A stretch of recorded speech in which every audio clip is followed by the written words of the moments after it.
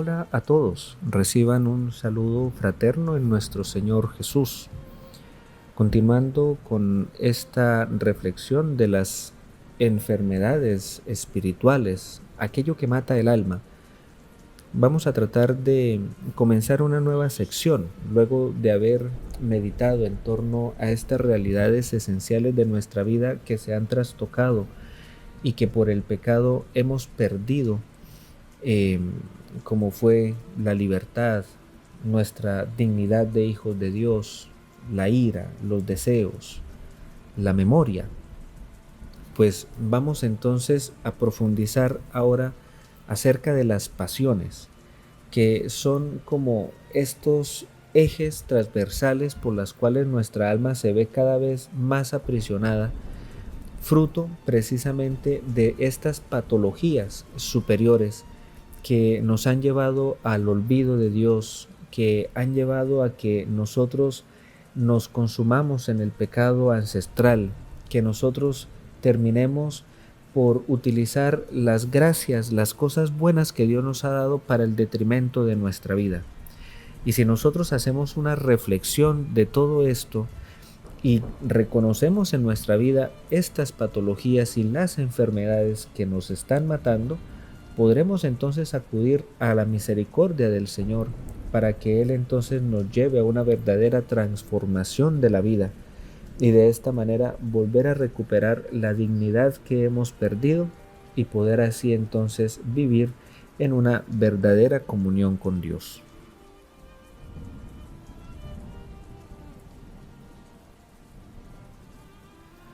Cuando hablamos de las pasiones, tenemos también que hablar de vicios, es como si fueran sinónimos. Entonces me escucharán hablar de pasiones y de vicios, pero no es como si fueran realidades distintas, sino que se consideran dentro del mismo concepto, dentro de la misma definición.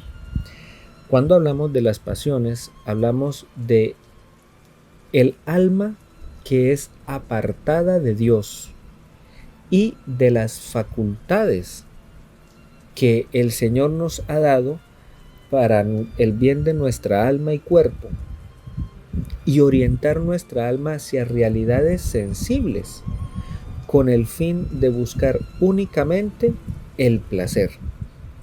Cuando nosotros tenemos esa tendencia de buscar únicamente el placer en realidades sensibles, temporales, terrenas, es cuando favorecemos el nacimiento de las pasiones. Las pasiones en primer momento eran ajenas a nuestra realidad, a nuestra naturaleza humana. Cabe anotar aquí que cuando yo hablo de naturaleza humana, estoy hablando de la primer condición nuestra, es decir, como imagen y semejanza de Dios. Ahora, cuando hablamos de pecado, cuando hablamos de pasiones, de las patologías que ya he mencionado, pues estoy hablando de nuestra naturaleza humana, pero ahora caída, naturaleza humana caída. Entonces, inicialmente las pasiones no hacían parte de nuestra naturaleza humana porque nosotros teníamos una tendencia hacia la deificación, pero ahora hacen parte de nosotros porque ya somos naturaleza humana caída. Las pasiones entraron en nuestra alma después, de modo que cuando aceptamos el pecado, aceptamos la desfiguración de nuestra alma. Y ahí es cuando nuestra naturaleza comienza a ser afectada. Y ahora se encuentra como volteada hacia abajo, arrastrándose hacia el suelo, es decir, todo lo hemos invertido. Cuando nosotros debiéramos tender hacia el cielo, pues ahora vivimos arrastrados en el suelo. Debido a la desobediencia del primer hombre, recibimos en nosotros un elemento ajeno a nuestra naturaleza, la malicia de las pasiones, y esta malicia pasa a ser una costumbre y una predisposición en el alma. Ahora, cuando nosotros hablamos de las pasiones, hablamos de ausencia de virtudes. Por eso lo que dice San Doroteo de Gaza, hemos desterrado las virtudes y en su lugar hemos introducido las pasiones. Las virtudes, como lo he mencionado anteriormente, son las gracias que nos asemejan más a Cristo. Si quisiéramos nosotros hacer un camino de configuración, de comunión con Dios, tendríamos que ser hombres y mujeres virtuosos. Aquí está la respuesta de qué significa la configuración con Cristo, porque eso es un tema que muchas veces se habla, que se predica incluso constantemente. Tenemos que buscar la configuración con Cristo. Estamos llamados a una configuración con Cristo, debemos vivir una comunión perfecta con Jesús. Bueno, ¿y eso cómo se logra? Pues a través de las virtudes. Y nosotros conocemos las virtudes, la paciencia, la fortaleza, el dominio propio, la perseverancia, la humildad. Estas virtudes son las que nos comunican y nos identifican con Jesucristo, que nos llevan a configurarnos con Él. En la medida en que abundan las pasiones, quiere decir que hay ausencia de virtudes. Y nosotros no podemos hablar de ninguna configuración con el Logos, con Cristo, con el Verbo, si nosotros estamos llenos de pasiones, si nosotros hemos desviado nuestra finalidad natural y normal, que es tender hacia Dios. Por eso las pasiones son esas fuerzas de virtud mal empleadas, usadas de modo inconveniente, es decir, no según el bien y la santidad, sino según el desorden y la malicia. Por eso San Basilio Magno va a decir que la definición de vicio o la definición de pasión es el uso malo y contrario de las facultades que Dios nos ha dado para el bien. En la medida en que hacemos un mal uso de las potencias, es decir, del deseo, que ya lo hemos reflexionado, de la agresividad y de la memoria, se instalan en ellas los vicios. Todas las maldades engendradas por la inteligencia, por la agresividad, por el deseo, nos lleva a invertir la finalidad de todo lo bueno que nos ha dado Dios. Por eso San Juan Crisóstomo va a decir que los vicios no son más que locura. Cada una de las funestas pasiones engendradas en nuestra alma produce en nosotros una especie de borrachera que oscurece nuestra razón, pues la borrachera no es otra cosa que el extravío del espíritu fuera de sus vías naturales, y por tanto es la desviación de los razonamientos y la pérdida de conciencia.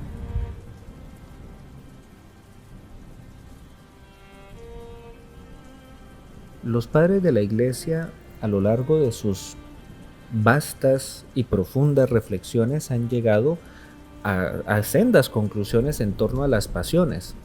Han llegado a clasificarlas, han llegado a enumerarlas.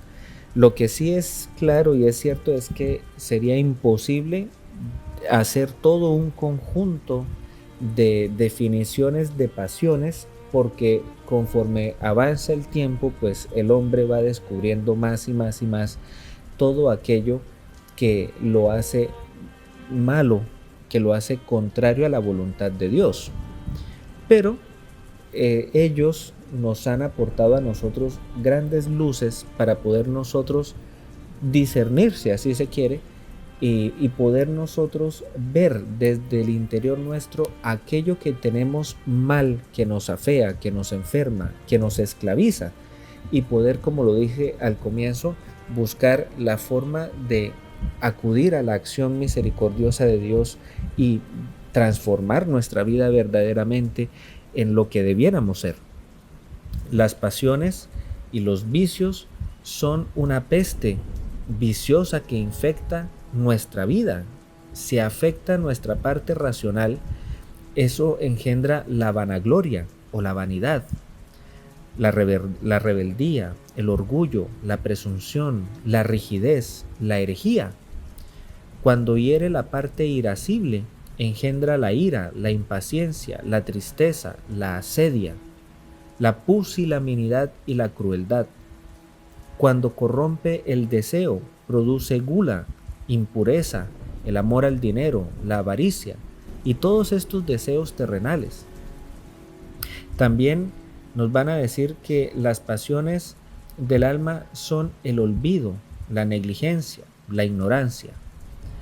Por estos tres vicios, el ojo del alma se ciega y se somete a todas las pasiones que son la impiedad, la falta de opinión, toda herejía, la blasfemia, el acaloramiento, la ira, la amargura, el arrebato, el odio a los demás, el rencor, la calumnia, la condena, la tristeza irracional, el miedo, la cobardía, la disputa, la rivalidad, la envidia, la vanidad, nuevamente el orgullo, la hipocresía, la mentira, la infidelidad, la avidez, el apego a lo material, las inclinaciones desordenadas, la posesión de las cosas terrenas, la asedia, la bajeza del alma, la ingratitud, la murmuración, la alienación, la presunción, la arrogancia, la jactancia, la falsedad, el apego al poder,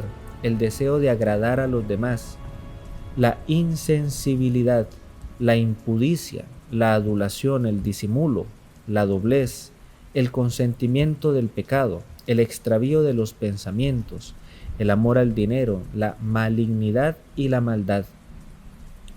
Y por eso las pasiones también se ven reflejadas en el cuerpo.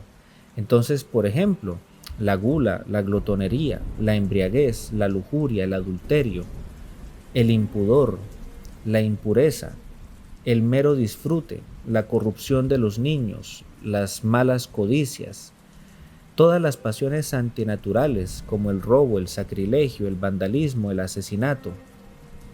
Y todas estas pasiones lo único que hacen es darnos licencias para reforzar aún más el placer del cuerpo. Nos volvemos frívolos, indolentes, ociosos, distraídos, y en esto nos consumimos en todos los deseos y placeres del mundo.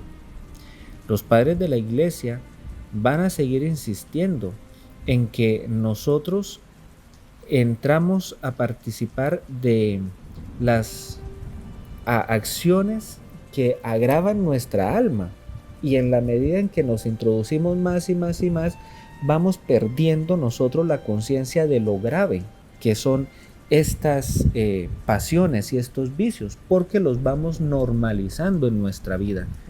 Si ustedes van al Evangelio de San Mateo y comienzan a meditar las tentaciones de Jesús en el desierto, pues se van a dar cuenta que estas también son pasiones. La gula, la avaricia y la vanidad son las pasiones que se camuflan dentro de las tentaciones a nuestro Señor. Y estas están sometidas a una causa, que es el orgullo. Entonces, en últimas, ninguno cae bajo el poder de un demonio si primero no ha sido herido por el orgullo que desata estas pasiones, es decir, la gula, la avaricia y la vanidad. Por tanto, mientras nosotros no seamos capaces de vencer estas pasiones, no vamos a ser capaces de liberarnos de todo lo que a nosotros nos causa maldad, enfermedad y esclavitud. Todas las pasiones producen en el alma un estado de sufrimiento análogo al que puede producir el cuerpo las enfermedades, llegando al punto de hacer del alma un alma más bien desdichada, siempre torturada por la costumbre viciosa. Por eso lo que dice San Juan Crisóstomo, él afirma que sufre más el alma por los vicios que el cuerpo por las enfermedades.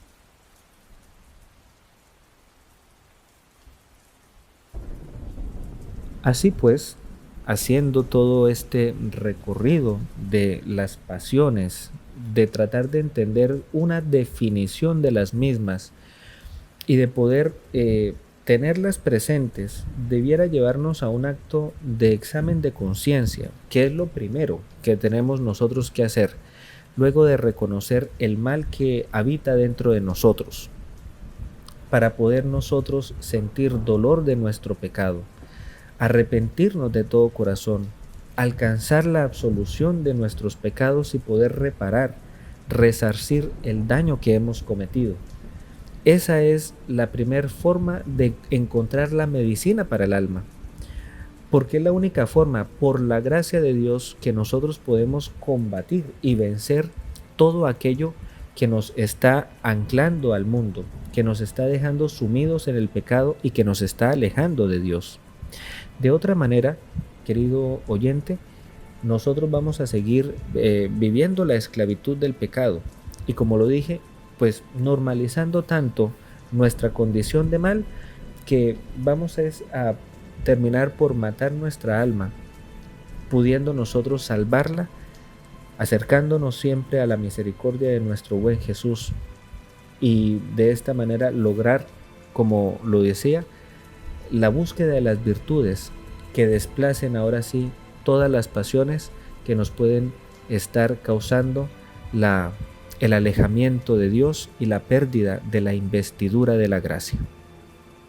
A todos ustedes, que el Señor les bendiga, les colme con su amor y con su paz. Amén.